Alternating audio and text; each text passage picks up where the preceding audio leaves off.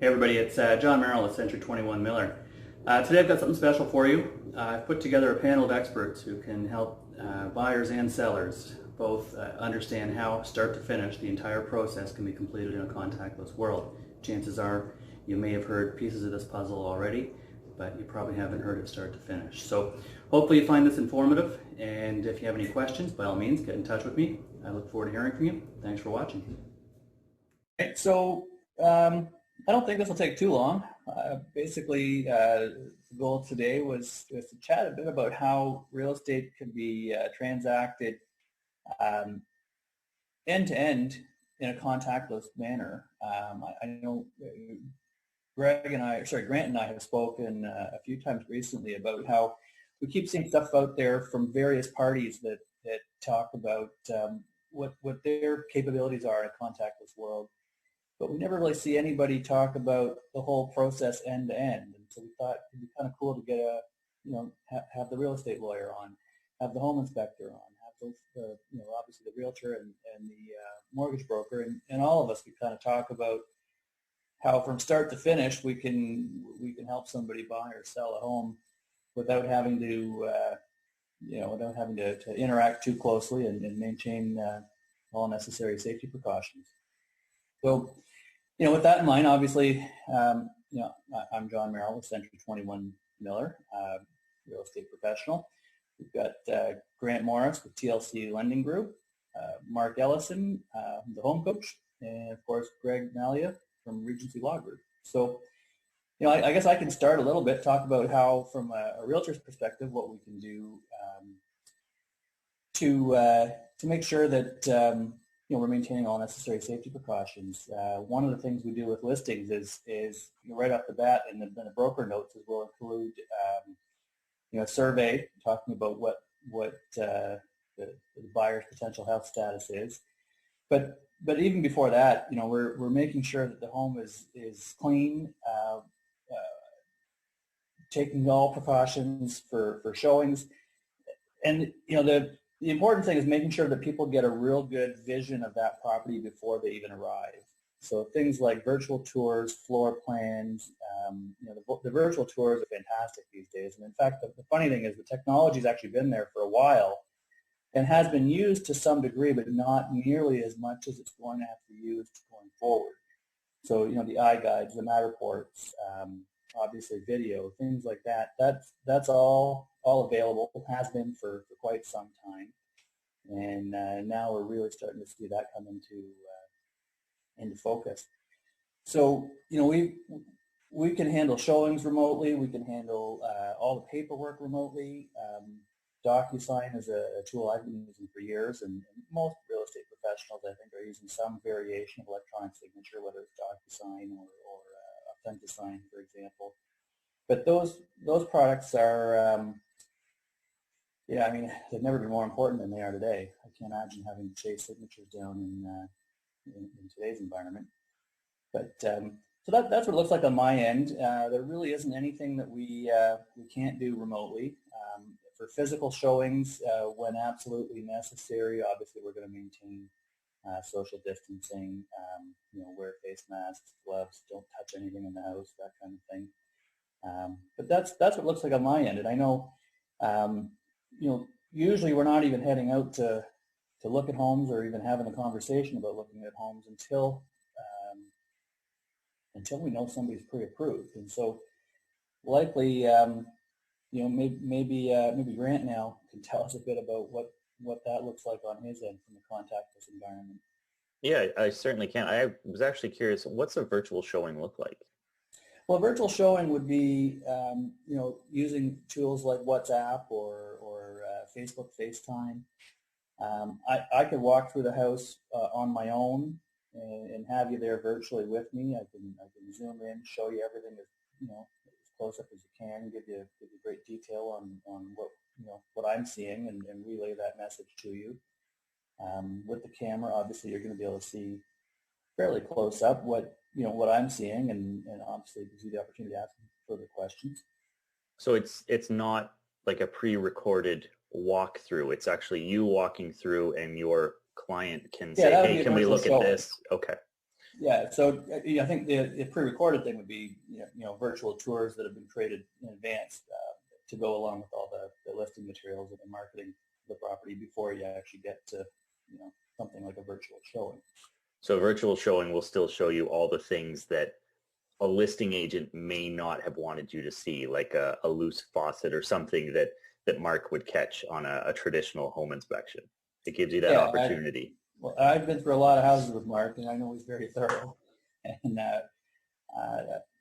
myself, I'm a landlord. I've got rental properties, and I'm always used to having to take care of maintenance and make sure my tenants haven't caused any damage. So I'm the kind of person that's very detail oriented and looking very closely at everything myself, albeit not as a home inspector, but as pretty close. I think representative eyes of what the buyer might want to see. Okay. Well, it's good to know. I think there's a lot of people that might not quite understand what it is. And I mean, obviously I was one of them. I had an idea, but it's good to know exactly what it covers. Yeah. As far as financing goes, some things have changed. I mean, we're still heavily utilizing online applications. We've been doing that for years, but now it's pretty much this is your only option unless you want to do it over the phone. So the application is very easy. Documentation now is typically being provided from the applicant or the borrower to us via email, or if they prefer, we can set up secure online portals so that they can just upload documents directly to.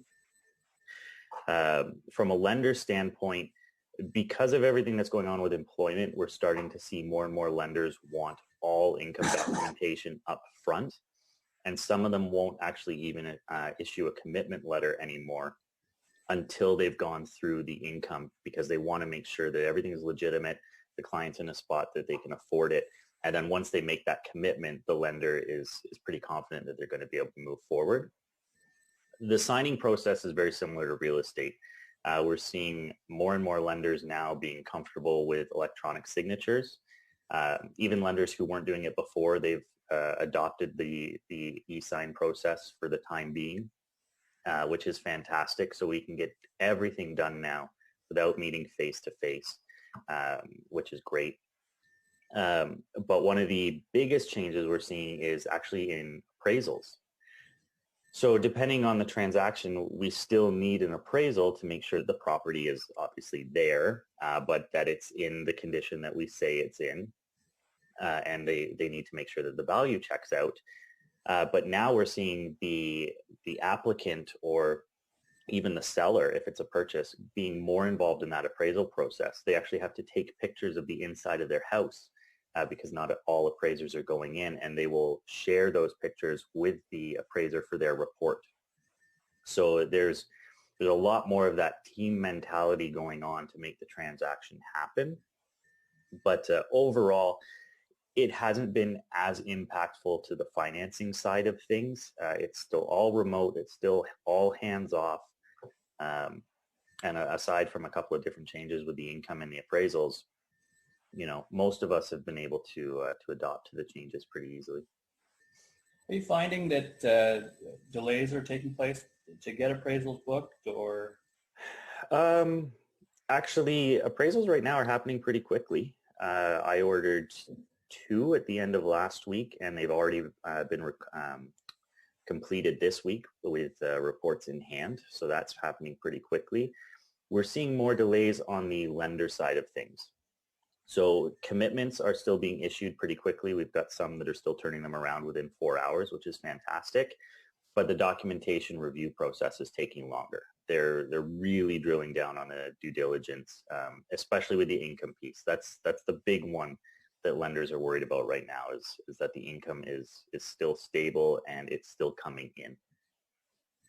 So there are a few delays, but nothing crazy. Excellent. So, once we've been pre-approved and buyers seen the home and potentially interested, want to put an offer in, obviously the offer process, again, all remote using email, electronic signatures and whatnot, but usually in there is going to be a condition on home inspection. So, Mark, how are you handling things these days with COVID-19 being such a concern? I mean, a lot of my process hasn't really changed with the exception of personal protection. So as far as the inspection itself, nothing's changed. I guess out of the team here, I'm the one that's still sort of going into the trenches. So yeah, the inspection's the same. What's changed, of course, is no one's coming to the inspection other than myself now, and really that's just makes sense. Sometimes, well, I think you would agree. You've seen me in action. I'm pretty hands-on with the clients, so that part I kind of miss. I do enjoy it, but it's the only safe way to go through a stranger's home and keep it safe for the seller, keep it safe for everyone. So what we've done is a big change, other than the fact that no one's on site other than myself, is just we're allowing much more time for a phone conversation or a Zoom meeting with the client after they've gone through the report, if there's any questions. So, we can do this sort of thing with the clients after the fact. So that's probably the big change. So is the seller still in the property when you're doing inspections, or are you asking them to leave as well? They are rarely there anyway, but I am now stipulating make sure the sellers aren't present also. One thing I would envision, and I haven't had to deal with it yet, and we chatted about this briefly not too long ago, Mark, but I would view and would probably recommend to a seller that, especially now it's becoming more of a buyer's market, that you need your house to stand out. And in addition to an arsenal of video and virtual tours and all the kind of stuff to market the house effectively, it might be worthwhile having a pre-inspection done, given that buyers may not be viewing it in person. They might be relying on virtual showings and things like that. I would envision that would be a helpful tool. Are you seeing a lot of that these days, or? No, we're not. I've been on a few meetings like this where team leads are discussing the idea, but I think there's still that mentality a lot of realtors have and sellers that, geez, we found something, now we've got to disclose it. But that's kind of really the argument. Yeah, you found something, now you can deal with it, rather than the 11th hour when you've already negotiated, now you got to renegotiate. And buyers are horrible to sellers. So something that might be, I don't know, let's say a cracked window, right? Pretty simple. Buyers are probably going to ask for $1,000 off if you got to replace the window. Meanwhile, you could have a company come in and replace just the glass for a couple $100. Yeah. So there's definitely a benefit to doing it, but yeah, that's more or less the mentality is let's keep our heads in the sand and hope the buyer's inspector doesn't find it, I think. Yeah. In the scenario that somebody did do a pre-inspection like that, could you for an extra fee extend that to the buyer and have a video walkthrough with them? Yeah, it's something I've been doing since day one pretty much. So, I mean, the real benefit in having a buyer bring me back in is now my liability will go to them. So we still charge a fair. I mean, our average price is still around $480 to $500. So to do a walkthrough with the buyer, we're still charging $350 for that. But like the warranties that we get, like the 90-day warranty on the home, 5-year on the roof, 1 year on the structure now. Well, that buyer will then get that as well. So that extends it for them. Excellent. So, Greg, you're up. How are we handling the closings?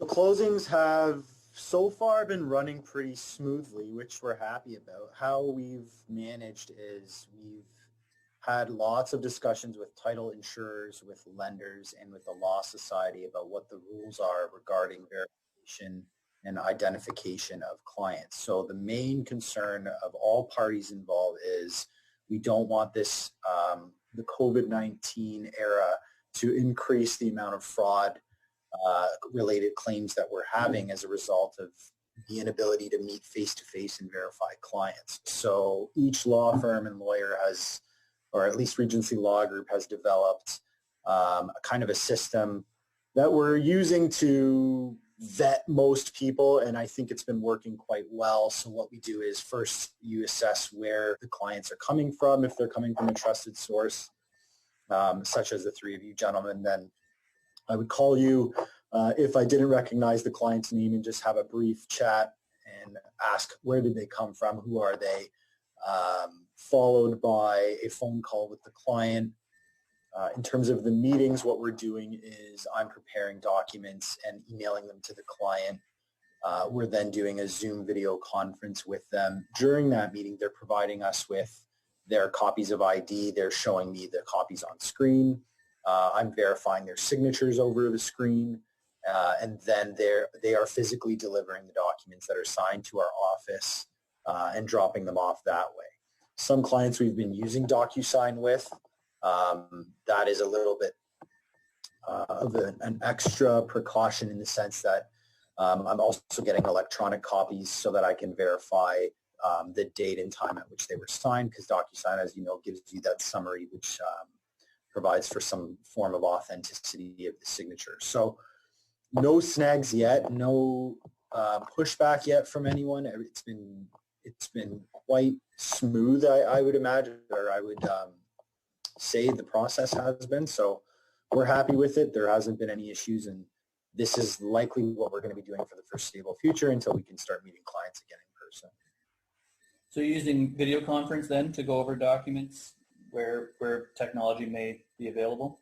Yeah, so once the packages are ready, I will email the client a very, very easy to read email which says, here's your package, it's enclosed, these are the documents you're going to be signing. The same email will also have a link to a Zoom video conference with a password. We set a date and time. Then during the conference, the client will have the documents up in front of them. They'll have obviously the video conference will be live, and I will walk through the documents with them, answer any questions that they have on the conference, and all the while witnessing their signatures and looking at their IDs. And then what about keys? So keys in a lockbox? Keys, lock boxes have been popular. So on sales, we will get a lockbox code from the realtor, and then once the deal is closed, we'll provide the code to the purchaser's law firm. A lot of clients still want keys, so what we'll do is give them the option of having the keys picked up at the seller's law firm, so as to avoid the delivery of keys to the purchaser's law firm and then having your client pick them up at your firm. So keys and lock boxes haven't been an issue yet. We've had a couple that have not really thought about it, and then we've been able to guide them on the date of closing, saying just deliver them to the office, and we put everyone in contact with each other. For the most part, people have been cooperative, people have been understanding, and it's been working smoothly. That's excellent. In a real estate Facebook group that I'm a member of, recently a realtor in Ontario, I believe he was in the Barrie area if I remember correctly, had shared a video that he had recorded in his vehicle, just talking about an experience that he'd had recently in which somebody had hacked into the law firm's server and was able to become familiar with the conversations that were happening between the lawyer and the client, and then created new email addresses that were off just by like one letter. And so nobody noticed, the conversation still flowed. It was an attempt for the hacker to defraud the buyer into depositing money into the wrong account. Fortunately, it was discovered through asking questions. At every step, the buyer called to verify, did you actually send me this email? And I imagine a lot of people wouldn't, but I've been telling people, this is, in today's day and age, don't transfer any money until you've been instructed to do so by your lawyer, and verify that any request to do so is coming from the right source. Have you seen anything like that, Greg? Not yet. We've got a pretty secure system. One of the things we did at the front end when we created this law firm is we brought in an IT specialist, and we got a rundown as to the different levels of security. We obviously went with the best security we could get, and we have our own server in-house. So what I've been doing, however, is clients are required to still drop off bank drafts. So when they are needing to make payment to us, they are dropping that payment off.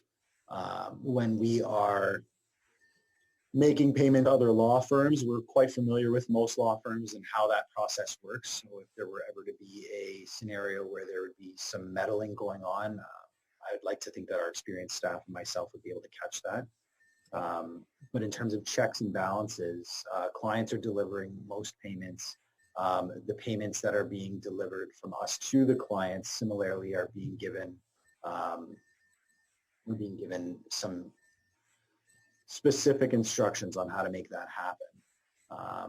Clients are either dropping off their deposit information in person, or they're emailing it to us separately before the date of closing so that we've got it and we're able to confirm with them on closing, this is the account, who's on the account, and that sort of thing.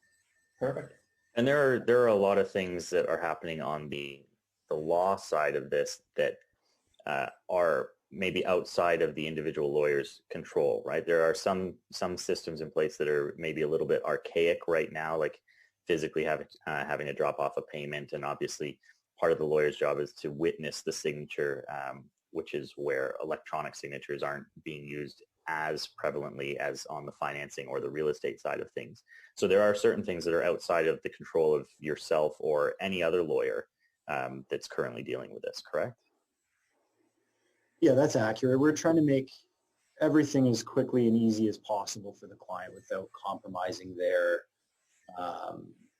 the security of their transaction. I know we've also started a commercial bank procedure here, which is going to streamline the banking for us as well and provide an extra layer of security. So in terms of what we can do within the system that's been provided for us and the rules that have been set down, we are doing everything we can to make things as futuristic and as contemporary as possible. Cool. It's a law Excellent. society, right? Any other questions for anyone else? No. One thing I do want to add, John, I know right now as a buyer, it's kind of a time of uncertainty, and there may be a little bit of apprehension, but there are programs in place that assist buyers. For example, we actually have some lenders that will provide buyers with 12 months of free home warranty service. So things like heating, air conditioning, plumbing, and electrical are all covered for 12 months. So if anything were to happen with one of those major systems, I believe they only pay a $50 deductible, and the insurance company that provides the service would actually manage all the repairs. One of my best friends and another client of mine actually took advantage of this, and one of them ended up getting a brand new furnace out of it for $50. So there are a lot of programs available to help ease, I guess, the tension and the apprehension that some people might be facing when they can't physically walk through a property. So, Excellent. That's great. Great info. Okay, well, I want to thank all of you for joining today. And anybody watching this video, if you have any questions, feel free to reach out to any one of us, and contact information will be made available within the post that you see in this video. Okay, thanks everyone. Great. I appreciate it. Mark, Brandon, it was a pleasure to see you guys. you as well. Beer soon, hopefully. You bet. Yeah, If not, back on here. Beer. That's right. That's right. All right, guys. Have a great day. Take care, everyone.